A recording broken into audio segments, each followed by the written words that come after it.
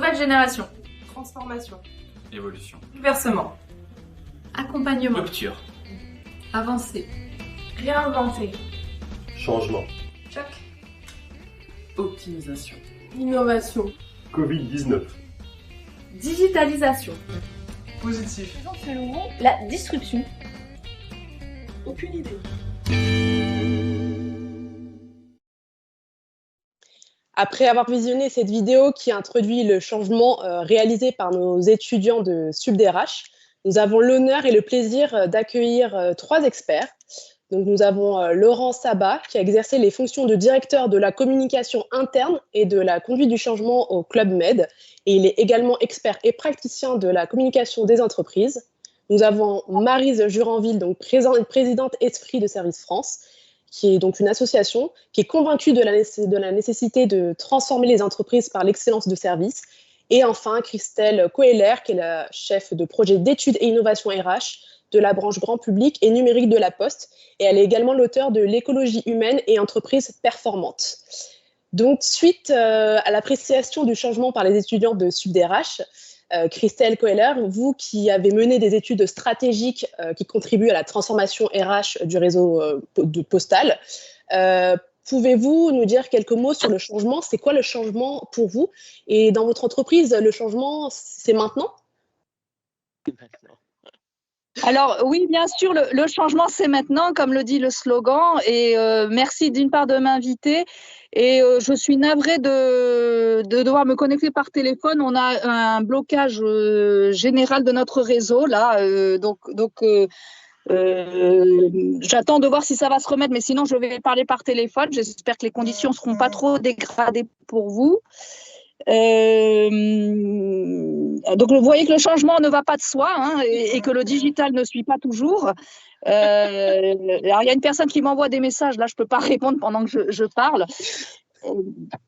Mais on vous entend, vous êtes en direct. Voilà. Alors, le changement avec les aléas du direct et les aléas du digital, oui, c'est maintenant parce que, comme vous le savez sans doute, la Poste est en profonde transformation, comme beaucoup de grandes entreprises. Une transformation qui s'est étalée depuis plusieurs années, bien sûr. Peut-être que si vous êtes allé récemment dans un bureau de poste, vous avez pu voir qu'ils ont beaucoup changé par rapport à il y a 10-15 ans. Ça, c'est un premier point. Évidemment, comme beaucoup d'autres entreprises, la transformation s'accélère depuis la crise sanitaire, en particulier sur le volet de la digitalisation, mais également pour donner plus d'autonomie à nos clients et d'allier l'excellence dans l'expérience de nos collaborateurs en miroir de celle de nos clients selon la logique de la symétrie des attentions. Voilà ce que je peux dire déjà en préambule. Ok, très bien. Et Laurent Sabat, pour vous, la disruption provoque-t-elle toujours un changement positif ou constructif? Ça dépend pour qui. Je pense que là, il faut concevoir le changement. Et moi, j'ai envie de le concevoir du côté des collaborateurs. En tout cas, ça a été mon expérience durant un certain nombre d'années au Club Med, où il y a eu une transformation, une montée en gamme majeure. Et donc, il a fallu transformer au-delà des structures. Il a fallu transformer les comportements et c'est ça qui prend du temps.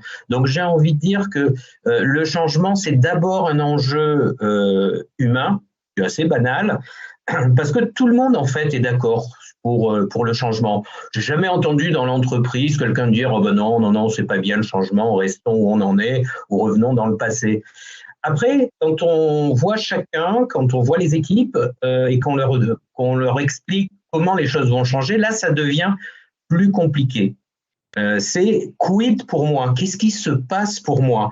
Je pense qu'on peut avoir de très beaux discours, de très belles stratégies, de très beaux argumentaires. Lorsque ces argumentaires et ces éléments arrivent sur le terrain, chaque équipe, chaque manager de proximité va se poser la question: quel est l'intérêt que j'ai à changer? Quel est l'intérêt que j'ai à transformer ma manière de travailler, à transformer mes horaires, à changer de bureau, à déménager? Enfin voilà, beaucoup de grandes et de petites choses qui vont faire la nature et la qualité du changement. Donc je crois que là, il faut revenir au niveau du collaborateur et parfois, on est dans des discours stratégiques où on va chacun se faire plaisir parce que c'est abstrait, c'est conceptuel, c'est l'avenir de l'entreprise et on se projette à 5 ans, etc. Je pense que le salarié il se projette aussi à la semaine prochaine en disant qu'est-ce qui va se passer pour moi. Et dans la communication, justement, il faut avoir les deux dimensions. Il faut être aussi capable de répondre sur le court, le moyen et le long terme. Et Maryse, qu'est-ce que vous en pensez de ça, vu qu'il est présidente de l'association de professionnels de toute fonction? Qu'est-ce que vous pensez justement de ces changements de comportement, etc., de tout ce qu'il amène? Pour nous, c'est tout à fait l'essence même de ce qui permet de changer et de ce qui permet de se transformer. Et c'est pour ça que quand nous avons créé l'association Esprit de Service France, elle répond en fait à ce que nous ne trouvions pas, on ne trouvait pas ça sur le marché, entre guillemets, puisque nous on s'adresse aussi bien à l'association Esprit de Service France, couvre à chaque l'accompagnement de la transformation par l'excellence de service en articulant l'humain et le digital, mais en œuvrant à la fois côté collaborateur et à la fois côté client. Et en ce sens, comme le dit Christelle et comme le dit Laurent, on est exactement sur ces deux axes-là. Et on ne peut pas transformer les organisations si on ne s'appuie pas en priorité sur le collaborateur. Ça, c'est important. Et surtout, dans ce que nous adressons au niveau d'Esprit de Service France, puisqu'on s'adresse essentiellement aussi au niveau des secteurs du service, du sport et du tourisme, ça ne peut s'appuyer que sur le collaborateur en premier. Et en ce sens, on a justement développé un modèle de management par l'excellence de service, de modèle de management de transformation, où on explicite et on travaille avec nos organisations comment on se transforme par la coopération, comment on se transforme par l'expérience. Comme le disait Laurent, l'expérience où c'est quelque chose qui s'imprègne et qui se vit et qui permet justement de modifier petit à petit les comportements, et comment on se transforme par le service. Ça, c'est les grands leviers pour nous de la transformation. D'accord. Et vu que vous parlez, par exemple, alors il y a les clients et aussi il y a les collaborateurs à l'interne, quelle modalité pertinente, disruptive est-il possible de faire pour, par exemple, gérer tout ce qui va être les divergences générationnelles en entreprise? Parce que c'est aussi, c'est ça qui accompagne le changement au cours de ces dernières années, c'est qu'il y a 3 générations qui se sont retrouvées ensemble. Donc, comment on fait? Quelle est la solution? Alors, est-ce que pour vous, il faut gérer différemment une génération plutôt qu'une autre? Alors ça, c'est à vous de nous le dire. Je pose la question. Je pense que ce qui est important, justement, c'est d'œuvrer dans un sens commun, sur un projet commun, de partager des valeurs communes et de travailler sur les fondamentaux parce que le thème, c'est quand même la transformation. Et je ne pense pas, alors c'est vrai qu'il est un fait qu'on peut, et ça on l'a tous fait, quand on s'intéresse, parce qu'il y a eu des périodes dans l'entreprise où il y a quelques années en arrière, c'était tout digital, tout digital. Maintenant, on est je dirais, dans une période où c'est plutôt service, et c'est plutôt tout ce qui est le coopératif, le collaboratif, l'organisation du travail et le futur du travail, parce qu'on voit bien qu'en ayant beaucoup travaillé sur le digital, eh bien ça a vraiment modifié aussi les comportements. Alors c'est pour répondre à votre question sur la partie générationnelle, eh bien il est un fait que là on a développé tout ce qui est monitorat inversé, où ce sont les jeunes générations qui ont peut-être aussi appris aux anciennes générations dans nos entreprises comment justement faire évoluer. Mais je crois qu'on est dans un monde où l'accompagnement des collaborateurs, quelle que soit leur génération, a été à tout niveau, sans distinction. Et je pense qu'il ne faut pas faire de distinction. Il faut au contraire s'appuyer sur toutes les générations pour inviter l'une et l'autre à cohabiter au maximum, à se comprendre au maximum et à travailler ensemble, et être au service, c'est ce que j'allais dire, et être au service à la fois de l'entreprise, de l'organisation et surtout de leurs clients. Et ça, c'est pas une génération qui l'est plus que l'un que l'autre. Et moi, je suis intéressée aussi par l'avis de Christelle au niveau de la Poste, comment ça s'est passé avec toutes ces évolutions dont vous nous parliez précédemment. Comment ça s'est fait au niveau des collaborateurs, comment vous avez pu gérer, comment vous les avez accompagnés? Oui, alors, juste un point sur ce que vient de dire Marie sur les générations. Nous, on a 4 générations même qui cohabitent, puisqu'on a encore des baby-boomers et des jeunes de la génération Z. Donc, ça fait baby-boomers X, Y et Z qui sont présents. Et on a une grande expérience de l'alternance. On prend quand même beaucoup d'alternants sur des fonctions assez variées. Donc, il y a cette politique d'intégration de plus jeunes et de 109 grâce à l'alternance, et également une politique de soutien pour que des jeunes puissent faire des études dans ce cadre-là.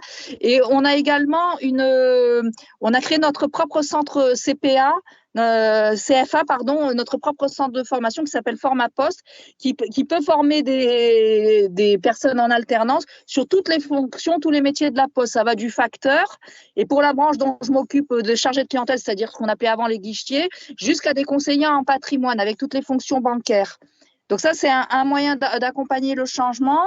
Après, pour les personnes qui sont là en interne, il y a un gros effort qui est fait de manière continue sur la formation, et en particulier sur la formation digitale, mais également sur la formation, par exemple, sur les risques bancaires, sur la RSE, la cybersécurité maintenant, alors du coup avec les aléas que je suis en train de vivre en ce moment, ça c'est pour la boutade.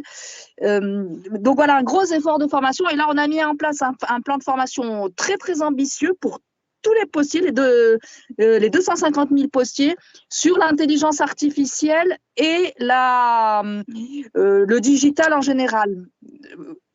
Vous voyez, mais particulièrement les data, l'intelligence artificielle, un peu le côté le plus novateur du digital, du numérique. Donc ça, ce sont des exemples que je peux donner. Voilà. D'accord. Et justement, ces formations, elles sont faites à distance, justement pour s'adapter, vu que c'est aussi des formations digitales, etc. Quel modèle de formation vous avez décidé ? Oui, en grande partie à distance, de plus en plus, surtout depuis la pandémie, bien sûr. Mais il y a quand même aussi du présentiel, parce que on a vraiment le sentiment que toutes les formations qui prennent en compte le comportemental doivent avoir un élément de présentiel. Oula. Il y a eu un écho. Et justement, une question pour Laurent, c'est un peu dans la même ligne directrice que la formation à distance. On peut parler également du télétravail qui a été de plus en plus important, comme on le sait avec le Covid, etc. Comment avez-vous géré le management à distance? Comment le manager se sent aussi face à ce management, et quel est le rôle du management là-dedans? Le rôle du management, et notamment du management de proximité, je crois qu'il est central, parce que c'est lui qui va être en contact direct avec l'équipe, et puis qui va recevoir des directives, des conseils, des orientations de la direction générale. Donc dire que le management de proximité est le maillon essentiel dans la communication, dans l'accompagnement de ces changements, et j'ai envie de dire presque de ces changements au quotidien, c'est quelque chose pour moi qui me paraît évident. Et l'effort qui doit être fait, que ce soit un effort pour les aider aujourd'hui à s'adapter à comment je gère une équipe, comment je motive, comment je maintiens l'engagement, comment j'arrive à porter du sens au travail à la fois collectif et au travail individuel. C'est là-dessus que les entreprises doivent se mobiliser. Il se trouve que c'est souvent, en fait, ces managers de proximité, moi je crois que c'est le métier le plus difficile dans l'entreprise, c'est parfois le maillon, alors j'allais dire faible, non, je devrais dire le maillon fragile, en tout cas le maillon qui est extrêmement sollicité par tout le monde et à qui on demande de faire des miracles. Donc je pense que si demain on doit faire un effort en termes de formation, en termes d'accompagnement, de coaching, je crois que c'est vraiment ces managers, ce middle management qui doit être au centre des intérêts et des préoccupations. Et Est-ce que je peux rebondir sur ce bien que dit sûr, Laurent? avec plaisir, allez-y. C'est juste pour confirmer ce qu'il exprime, parce qu'au sein d'Esprit de Service France, on a développé un laboratoire où on mène des études. On sort un baromètre tous les ans, et notamment lors de ce baromètre, le premier baromètre à l'issue de la pandémie, on a constaté que les managers avaient été désemparés par cette soudaineté d'être tout d'un coup séparés de la proximité qu'ils avaient avec les collaborateurs. Il y avait, j'ai toujours en mémoire une expression qui m'avait beaucoup surpris, un des collaborateurs qui disait, eh bien, moi, on m'a même pas demandé, je n'ai pas vu mon manager pendant 3 mois, je ne l'ai pas vu ni entendu. Donc, il avait carrément disparu. Et puis, il y en avait un autre qui avait une expression qui était intéressante et qui disait, ben, les bons managers se sont révélés, les cons, on les voit mieux.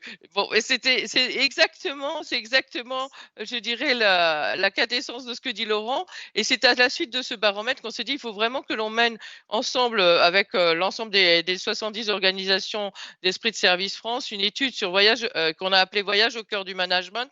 Et vous verrez à l'intérieur, parce qu'on a refait une étude derrière spécifique sur le management. Et là, quand on a posé la question, est-ce que manager, ça vous fait rêver? Est-ce que devenir manager, ça vous fait rêver?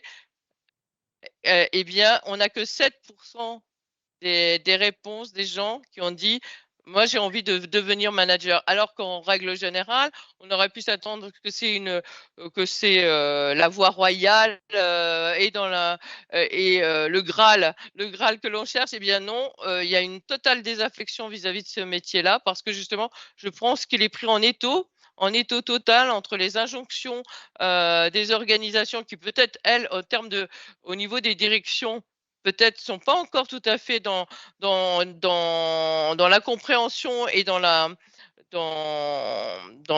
mise en pratique de ce qu'il faut changer justement et transformer pour que le management devienne plus fluide, et non pas des choses qui tombent de manière un peu top-down, alors qu'il faut véritablement en ce moment faire jouer à la fois les retours terrain et les retours de direction par le haut. Et ça, c'est hyper important, parce que je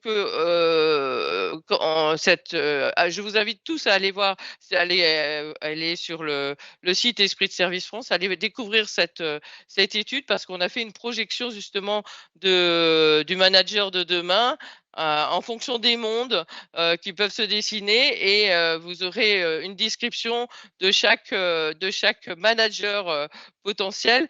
Et il est un fait que si ça ne devient pas une profession en vue, il faut redonner tout son sens à cette profession, parce que justement, elle est, comme le disait Laurent, hyper complexe dans le monde dans lequel on vit, parce qu'il faut jouer avec tous les ressorts, jouer avec le digital, jouer avec une organisation du travail différente, où il faut à la fois manager des gens en télétravail, manager des gens en proximité, donner suffisamment de souplesse et donner suffisamment de liberté et d'autonomie aux collaborateurs. Tout cela, ça milite sur la rénovation totale de ce métier, parce qu'on n'exerce plus le métier de manager comme on l'exerçait auparavant. Et pour rebondir sur ce que vous avez dit, est-ce qu'on peut dire maintenant que le manager est devenu un coach? Est-ce que d'ailleurs c'est dissociable de c'est un des éléments qu'on a évoqué dans Voyage au cœur de management. C'est un des éléments sur 9. Il y en a 9 à découvrir. Je vous laisse découvrir. Très bien. Ben, on se fera un plaisir de découvrir alors. Et comment réussir à distinguer un bon et mauvais style de management? Donc, vous nous avez un peu répondu, mais voilà, quelles sont les choses à pas faire, les 3 choses à ne absolument pas faire en tant que manager? Par exemple, Christelle? Alors, moi, je vais d'abord commencer par répondre sur les choses à faire, et on pourra déduire celles à pas faire, hein, du coup. Je parlais de formation lors de ma dernière intervention, et là, je rebondis sur ce qui a été dit sur le travail hybride, hein, le travail à distance qui s'est donc considérablement amplifié depuis la pandémie. Nous, on avait quand même une habitude de travail de télétravail qui est au moins dans les services support et les sièges étaient déjà assez bien ancrés à la Poste. Il y avait plusieurs personnes qui avaient 1 jour de télétravail, voire 2, et même à partir de 55 ans, 3 jours de télétravail. Il y avait cette possibilité-là. Donc il y avait une tradition qui était déjà un peu là. Donc peut-être une chose à faire, c'est déjà de donner cette flexibilité du travail, tout en veillant à ce que la cohésion des équipes se maintienne. Vous voyez, ne pas aller non plus dans le 100% télétravail comme certains ont tenté de le faire. Ça, c'est un premier aspect sur l'autonomie et la liberté donnée aux collaborateurs pour gérer sa propre activité. L'autre point, on est extrêmement soucieux de qualité de vie au travail. On a mis vraiment de gros efforts là-dessus. De bienveillance dans le management. Donc là aussi, il y a une formation pour les managers, de passer de manager à manager coach, ce que vous avez évoqué à l'instant. Mais comme l'a dit justement Maryse, il n'y a pas que ça non plus. Mais donc il y a cette idée de privilégier la QVT et la qualité de vie au travail, hein, et un management plus bienveillant. Ça, c'est vraiment un axe très fort chez nous. On a ce souci-là vraiment. Et en creux, ça montre ce qu'il ne faut pas faire. Et par exemple, on a une politique assez ambitieuse de lutte contre le harcèlement, qu'il soit sexuel ou moral, avec des protocoles internes qui ont été mis en place et qui ne sont pas exclusifs, par exemple, d'actions en justice ou autre, hein. Mais déjà, nous, on a nos propres protocoles internes qui sont assez bien systématisés. L'autre axe fort, c'est la symétrie des attentions dont je parlais tout à l'heure, qui est vraiment pour nous, à la branche grand public et numérique de la Poste, un axe majeur. Et du coup, là aussi en creux, ça indique un management qui ne se soucierait pas des collaborateurs et qui serait que orienté client, serait inefficace. Il ne faut pas faire ça, pour répondre directement à votre question. Et à l'inverse, évidemment, un management qui ne prend pas en compte le service client, l'entreprise meurt parce qu'elle perd ses clients, hein. Donc voilà 3 traits que je dessinerai, puisque vous m'en avez demandé 3. Très bien. Et là, c'est une question à vous tous. Est-ce que d'après vous, le télétravail, ça a vraiment engendré une perte de performance et d'engagement auprès des collaborateurs, de vos collaborateurs, par exemple? Et quel outil, on en a parlé un petit peu, mais est-ce que vous avez mis des outils, par exemple, ou bien vous vous basez sur la confiance de vos collaborateurs? On parlait aussi du manager, sur ce rôle là-dedans. Est-ce que vous pouvez tenter de répondre à cette question? Alors, Laurent, s'il veut commencer. Moi, je ne suis pas en entreprise, je ne suis plus en entreprise aujourd'hui, donc je vais avoir du mal, si ce n'est de façon théorique, à vous répondre à cette question. Donc, mais je voudrais juste rajouter un élément sur ces postures, ces conseils pour les managers. Moi, je crois qu'il y a un élément qui est fondamental, et ça fait le lien avec le coaching, c'est l'écoute. Est-ce que je consacre du temps, moi manager, et ça demande du temps, et tous nos managers sont débordés, sont sous l'eau, etc. Est-ce que je consacre du temps à écouter individuellement comme collectivement mon équipe? Est-ce que je m'assois à côté d'eux? Est-ce que je les écoute en tant que professionnel? Mais je crois qu'il y a une autre dimension aussi, c'est en tant que personne. Et on rentre dans des choses mais extrêmement simples. C'est le bonjour, c'est le merci, c'est comment ça va, c'est féliciter quand il faut le faire, etc.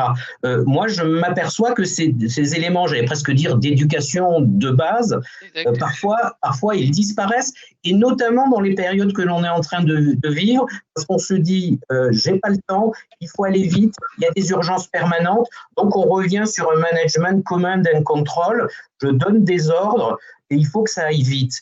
Je crois que là, on est en train de... Quand on est dans ces logiques-là, on est en train de régresser par un management qui va être plus collaboratif, plus participatif, qui va apporter de la reconnaissance et de la considération. Et les salariés, c'est ce qu'ils demandent. Toutes les études, c'est ça, c'est je ne suis pas reconnu pour ce que je suis. Donc, je pense que c'est là-dessus, et notamment dans les périodes dans lesquelles on est. Après, il y a différents types d'outils. Moi, ce qui m'intéresse aussi, c'est quelles sont les personnes qui sont derrière les outils. Juste pour rebondir à ce que vous avez dit, ce matin, on parlait aussi de quête de sens. En fait, ça va aussi dans ce sens-là. Exactement.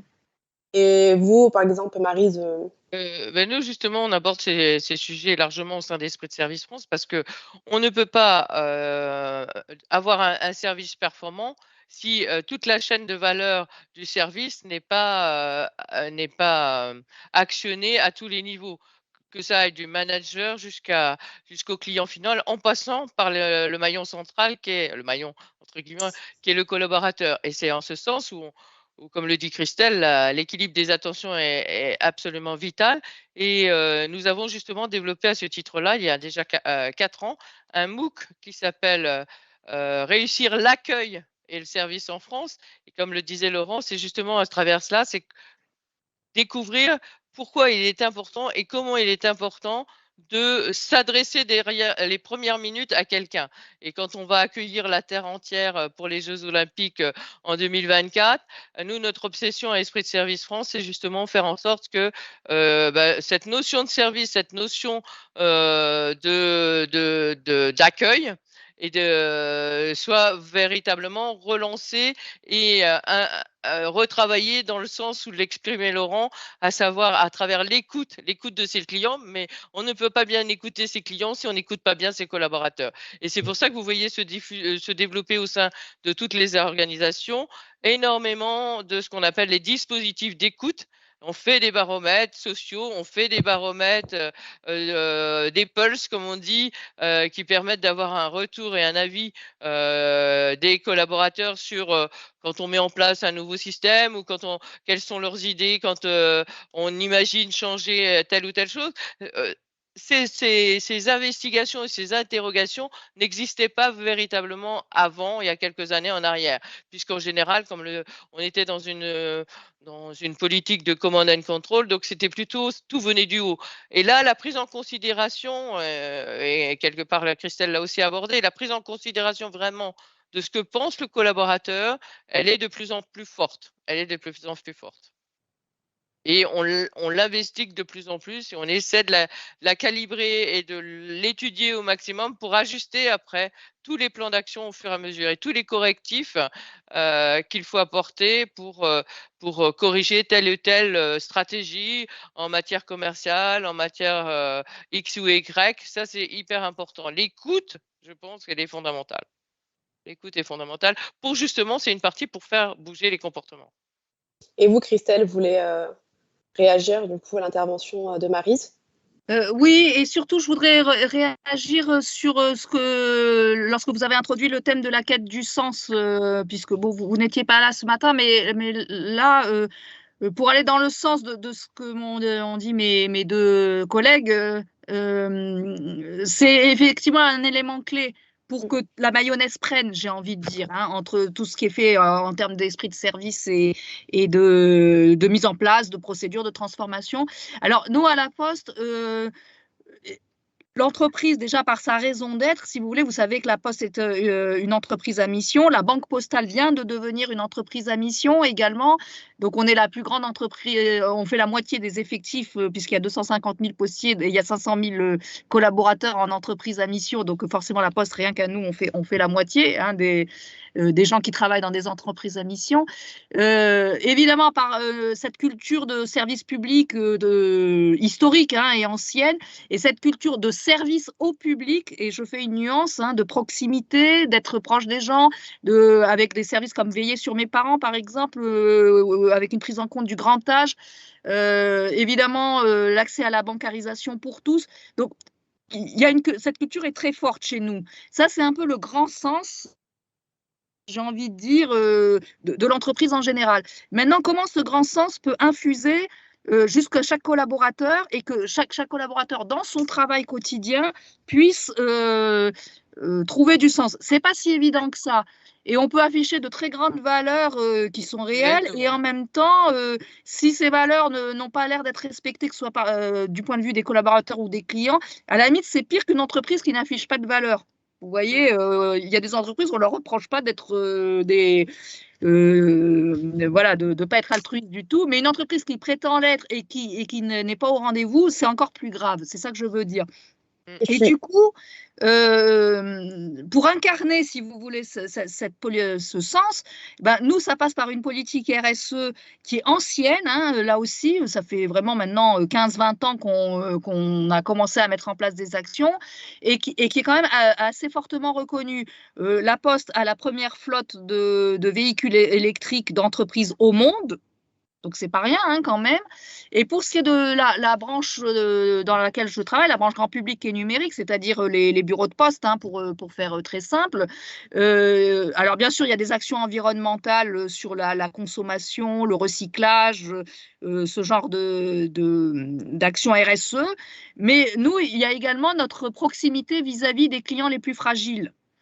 Et le fait qu'on sert, que ce soit sur le point courrier ou bancaire, les clients les plus fragiles. Et on a beaucoup de partenariats avec des associations qui sont nouées en ce sens, en bénévolat de compétences ou en mécénat de compétences, par exemple, pour faire de l'éducation budgétaire, pour faire découvrir l'entreprise à des jeunes. Voilà, toutes sortes d'actions dans ce sens-là. Et d'ailleurs, mon livre que vous avez rappelé en me présentant, bah, ça parle un peu de ces questions-là. Donc, je vous remercie, excusez-moi, je vous coupe, excusez-moi, juste par rapport au temps. Alors, c'est vraiment très intéressant tout ce que vous nous avez raconté. Et juste, je crois que Laurent voulait nous dire un petit mot au sujet de la conduite du changement. Donc, je voudrais juste le laisser finir. Et en tout cas, c'est avec plaisir qu'on pourra en parler par la suite. Je suis désolée de vous couper comme ça, malheureusement, c'est le temps qui nous fait défaut. Alors, vous m'avez demandé un pitch. Alors, moi, je vais appuyer mon pitch sur le thème de notre discussion et sur le partage d'une expérience. J'étais un jour dans un des villages du Club Med, c'était à Marrakech au Maroc. On présentait en binôme, en fait, la nouvelle stratégie de repositionnement de l'entreprise sur un marché haut de gamme, sur la dimension de convivialité, de multiculturalité. Entre parenthèses, une transformation qui a duré 10 ans.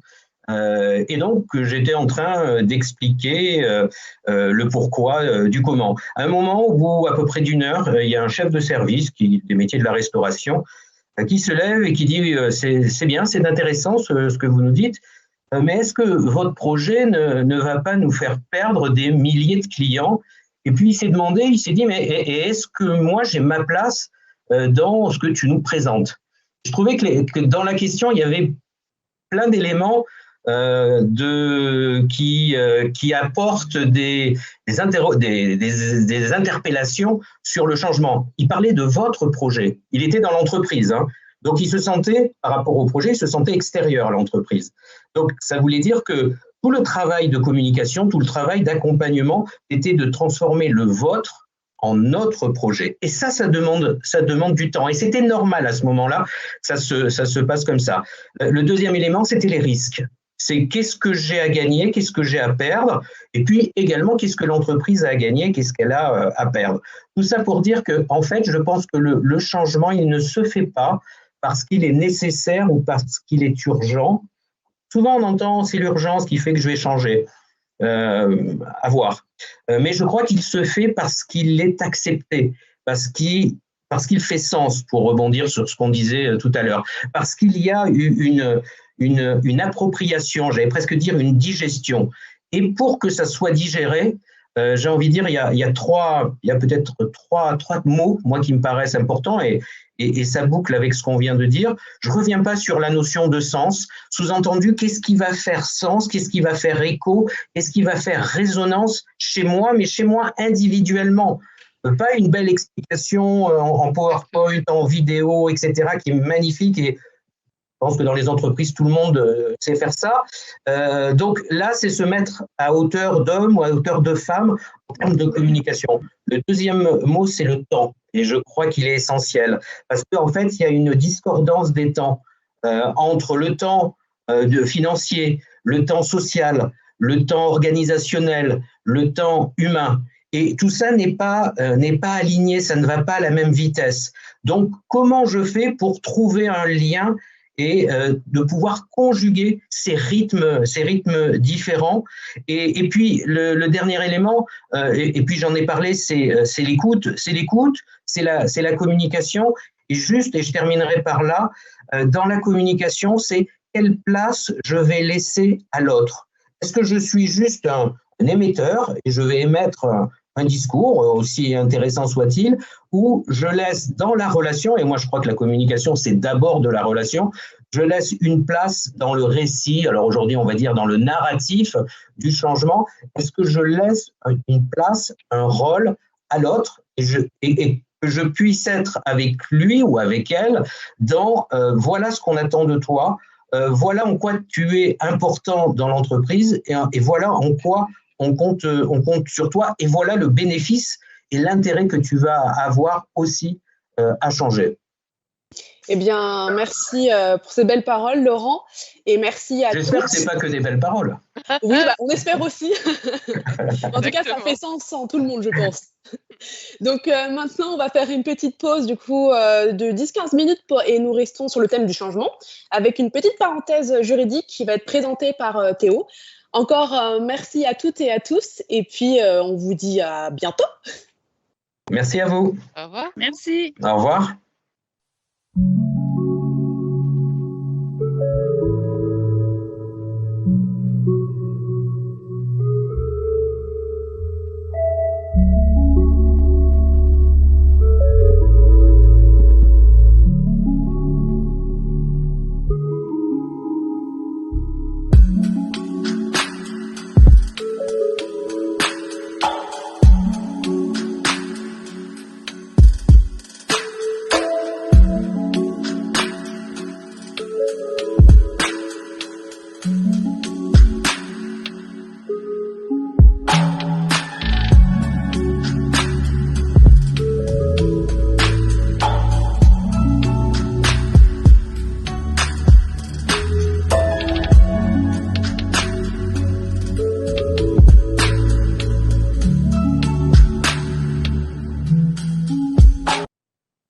Bonjour à tous, donc je prends la main après l'intervention de Naomi sur la conduite du changement. On reste toujours donc dans le thème de la conduite du changement avec cette fois une parenthèse un peu plus juridique. Pour cette parenthèse, nous avons Madame Lydia Sarawi-Ossini qui est avec nous. Bonjour Lydia. Bonjour. Vous allez bien? Très bien, merci. C'est un plaisir d'être avec vous. Merci pour l'invitation. Je suis honorée de pouvoir participer à ce meet-up. C'est une première pour moi. Merci à vous. Merci à vous d'avoir accepté. Alors, avant de commencer l'interview, juste pour tout le monde, tous les spectateurs, vous avez d'ores et déjà la possibilité de répondre à un petit sondage qui est juste en dessous du chat, normalement à votre droite, à la droite de votre écran. Donc, vous pouvez déjà y répondre pour l'interview, comme ça sera plus simple pour la suite. La première question pour vous, Lydia, un petit peu globale, la disruption pour vous, vous la définirez comment? Alors, pour moi, on est aujourd'hui, le contexte fait qu'on est on est en plein changement. Et le changement, il s'opère alors depuis des années, si on fait la liaison entre le changement et avec le droit du travail, le changement s'opère depuis des années. On voit qu'il y a une matière juridique qui évolue en permanence et qui s'adapte au changement sociétal, c'est le droit du travail.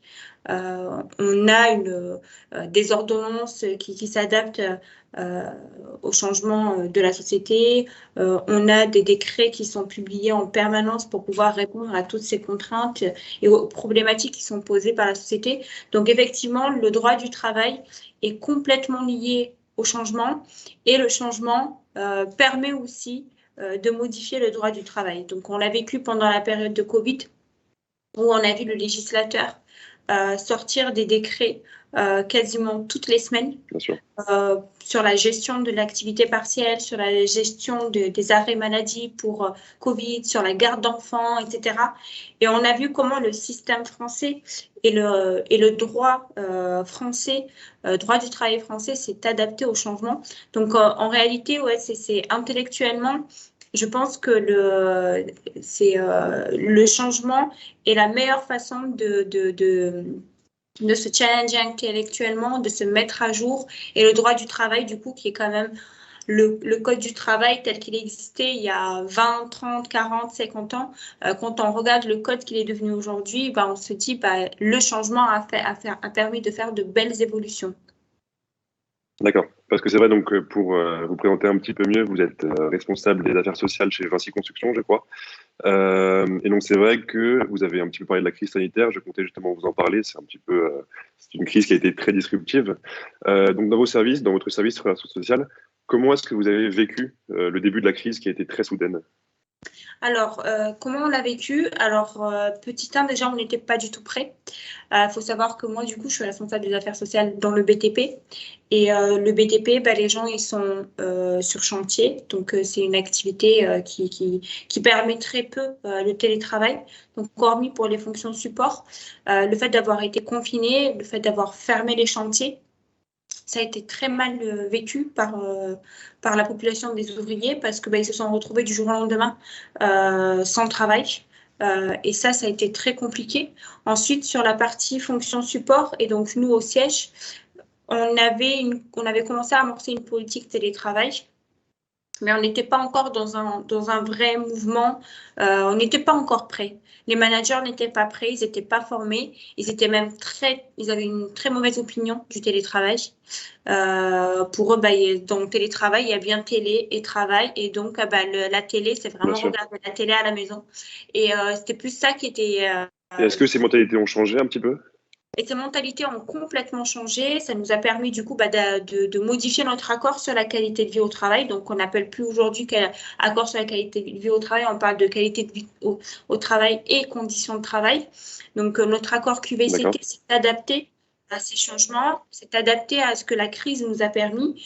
Et alors, la crise a été foudroyante en termes humains, et je pense qu'on a tous mal vécu le confinement, beaucoup de personnes ont perdu des proches, etc. Donc sur cet aspect, effectivement, on a vécu une période dramatique, mais il faut toujours tirer quelque chose de positif dans tout ça, et honnêtement, sur l'aspect impact sur la gestion du temps de travail, etc. Il y a eu des retombées très positives parce que ça a permis d'obliger nos managers à changer de mentalité. D'accord. C'est très intéressant. Passons un petit peu à vos instances représentatives du personnel. Est-ce que ça a été un frein? J'imagine que oui, cette crise, ce télétravail justement. Comment avez-vous réussi à maintenir vos relations avec ces instances justement pendant cette crise? Alors, du coup, sur cette partie, effectivement, il a fallu garder du lien. Donc, moi, je les avais au téléphone quasiment tous les jours.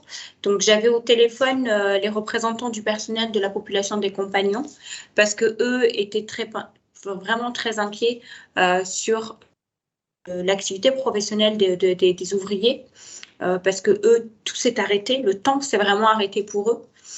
Sur les représentants du personnel pour la population des états et des cadres, donc de la population de l'encadrement de travaux et des gens du siège, là-dessus, ils ont perçu la chose différemment parce que le télétravail a permis du coup de réduire l'impact de l'activité partielle sur les collaborateurs pendant cette période de crise.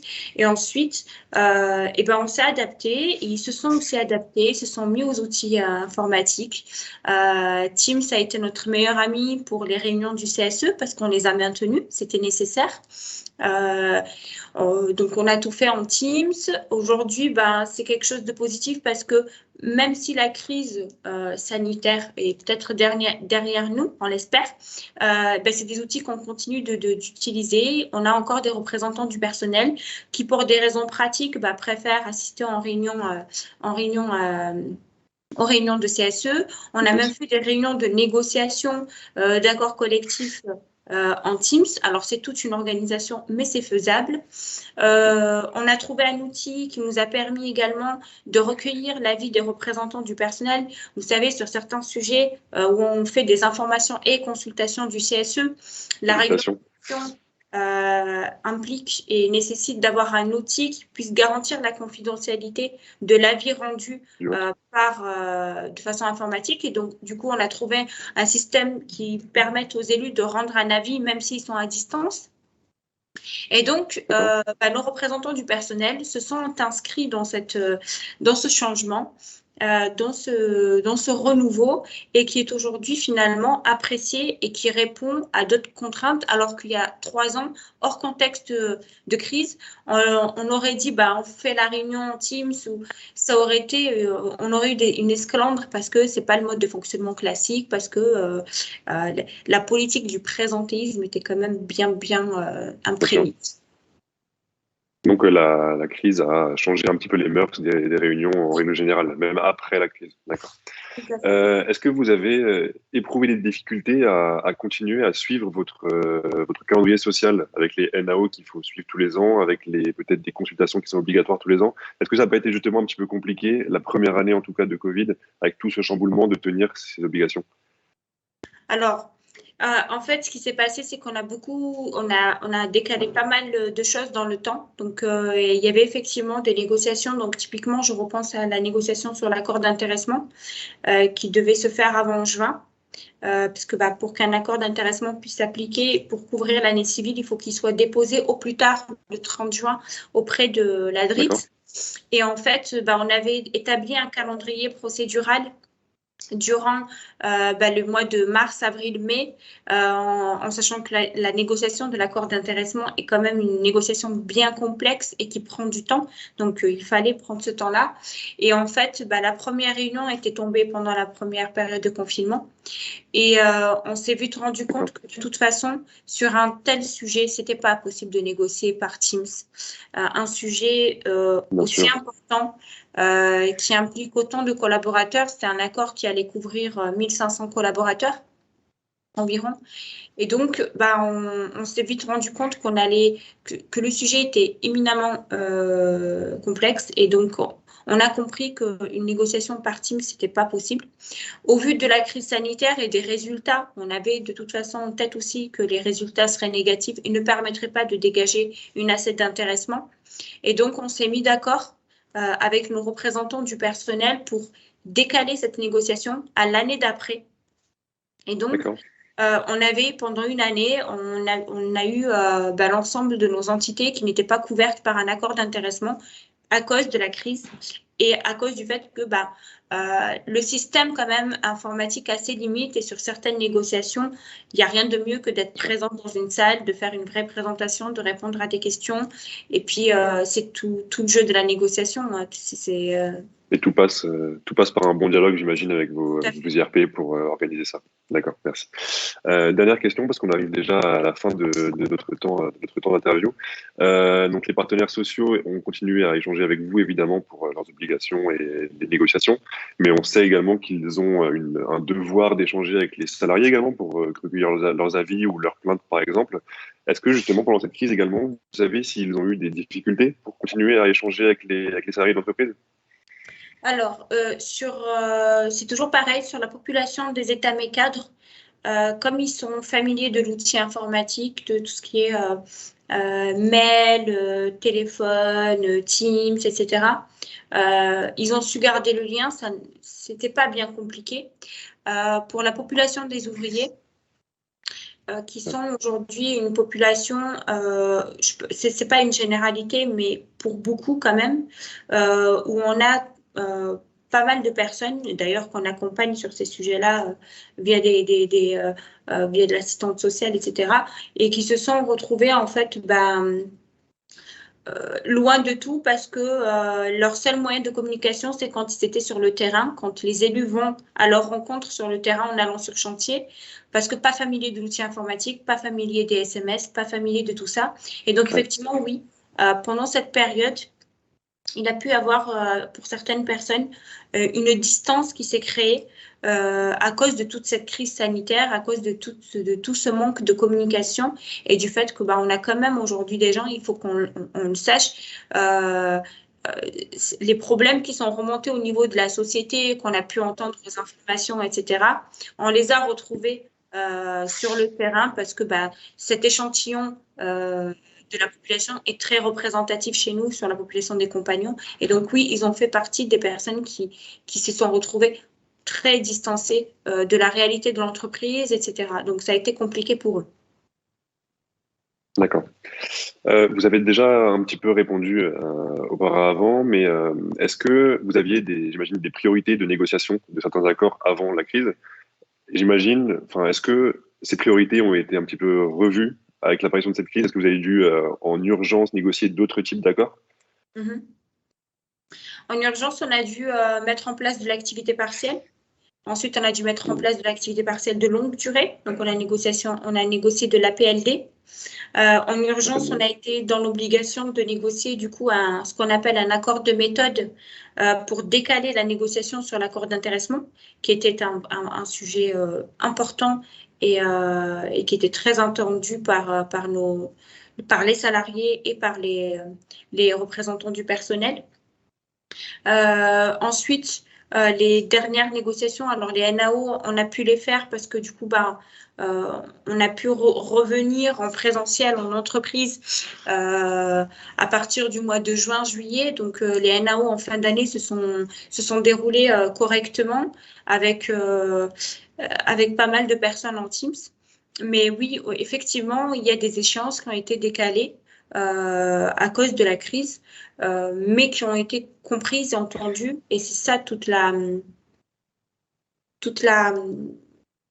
ce qu'il faut retenir de ça, c'est qu'en fait, les gens sont sensibles à ces problématiques-là, et font preuve de beaucoup de compréhension. Donc, on s'est pas heurté à des difficultés ou à des mouvements sociaux parce que on n'a pas pu avancer sur tel sujet ou pas, parce que les gens étaient complètement conscients de la situation dans laquelle toute la France s'était trouvée et même tout le monde entier s'était trouvé.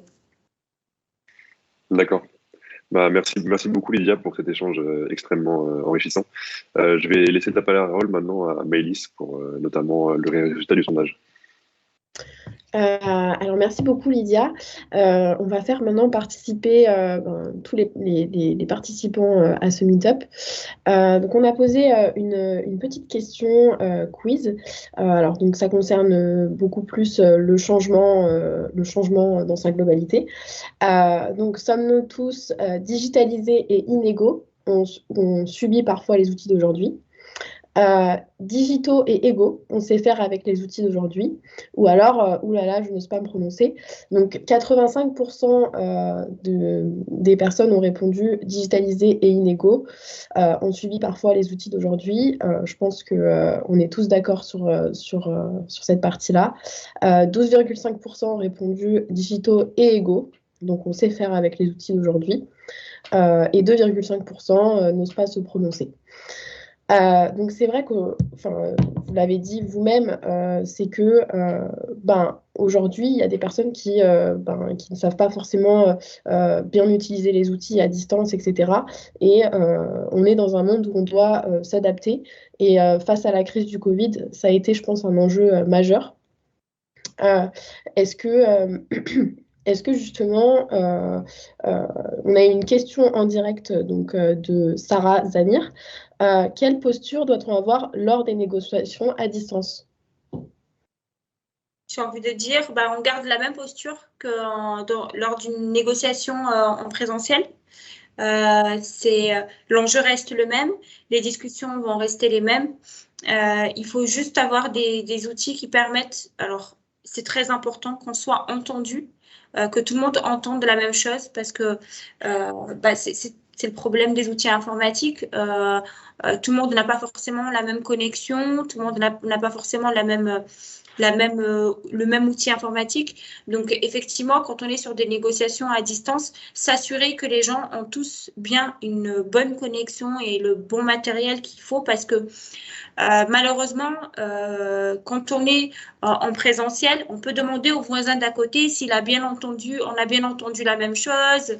Il y a ces petits échanges en aparté qui se passent directement en réunion en présentiel. Quand on est sur du distanciel, c'est un peu plus compliqué parce que le temps d'envoyer un texto à un tel pour lui vérifier s'il a bien entendu la même chose, etc., on a déjà avancé dans la négociation. Et on peut mal entendre quelque chose, mal interpréter, et on sait que pendant les négociations, les mots ont un sens et ont du poids. Et on est sur des sujets, généralement, quand on est en négo, c'est de la négo. Et donc, chacun essaie de défendre son bout de gras. Et donc, on est sur des sujets qui peuvent être stratégiques pour l'entreprise, pour les salariés. Et donc, une petite incompréhension peut créer une grande problématique. Et donc, c'est juste à ça qu'il faut vraiment faire attention, être très vigilant et avoir toujours un support. Voilà, faut... Là où on peut se passer de support quand on a l'habitude en présentiel, sur du distanciel, il faut toujours avoir un support pour être certain que tout le monde voit et lit la même chose au-delà de ce qu'on peut raconter.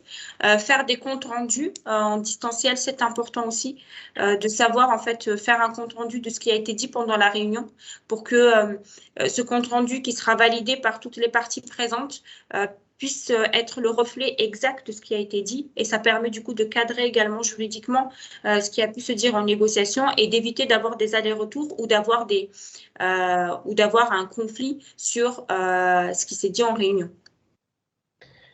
D'accord, très bien. Merci beaucoup pour cette réponse complète. On a d'autres questions qui viennent de Jessica qui demande, donc, le changement de dirigeant peut-il influer sur le maintien du contrat? Alors, pas du tout. Ça va dépendre bien évidemment du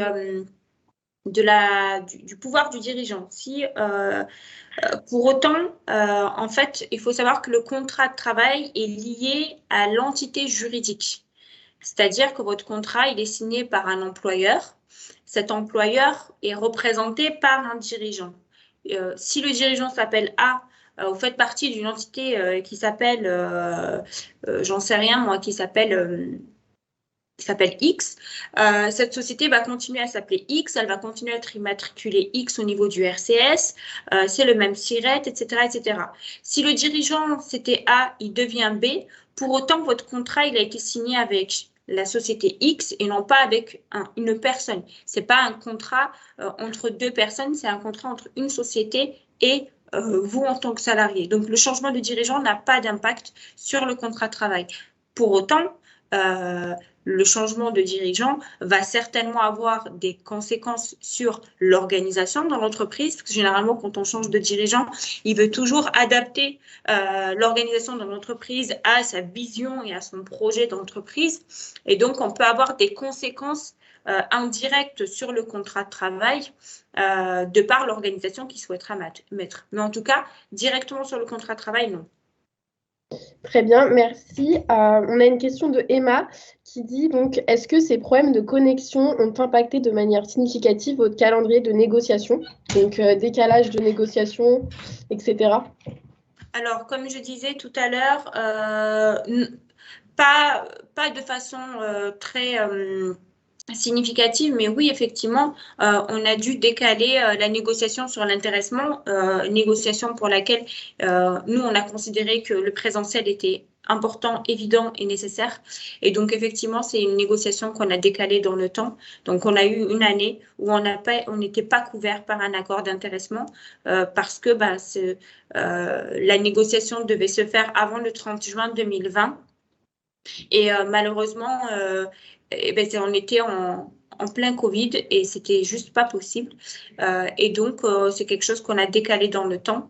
Voilà, c'est une période qui a permis quand même de réajuster. Je ne dis pas que ça a bouleversé notre calendrier de négociation, mais la période a réajusté les négociations. On n'entend plus. Excusez-moi, j'avais mon micro coupé. Merci beaucoup Lydia pour ces réponses. On a encore d'autres questions donc, qui proviennent donc de Virginie. Les DRH souhaitent un code de travail adapté au télétravail. Qu'en pensez-vous? Alors, les DRH souhaitent un code du travail adapté au télétravail. J'ai envie de dire, aujourd'hui, on a quand même l'avantage d'avoir un code du travail qui nous laisse la liberté de négocier. Donc, pour moi, ce n'est pas le Code du travail qui doit prévoir des dispositions sur le télétravail, parce que ce serait bien trop complexe pour les entreprises, parce qu'on a des secteurs d'activité tellement diversifiés en France, avec des secteurs dans lesquels le télétravail est facilement accessible, d'autres pas du tout.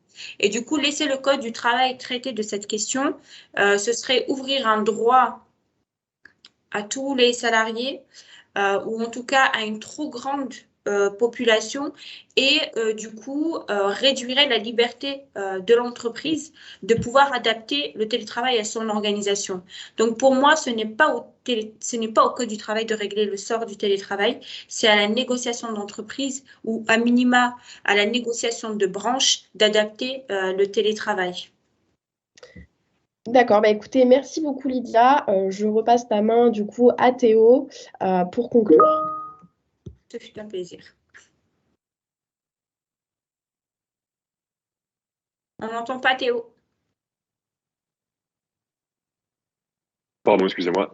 Donc, je disais, on vient de clôturer donc cette deuxième partie sur la conduite du changement. On va revenir juste après une courte pause sur la digitalisation. J'en profite juste pour remercier une seconde fois Maryse, Christelle et Laurent qui étaient dans l'intervention juste précédente avec Naomi. Et merci encore une fois également à Lydia pour cette intervention sur la parenthèse juridique. Et merci également à tout le monde qui répondait au sondage et qui posait des questions. Merci beaucoup. À tout à l'heure. Merci beaucoup.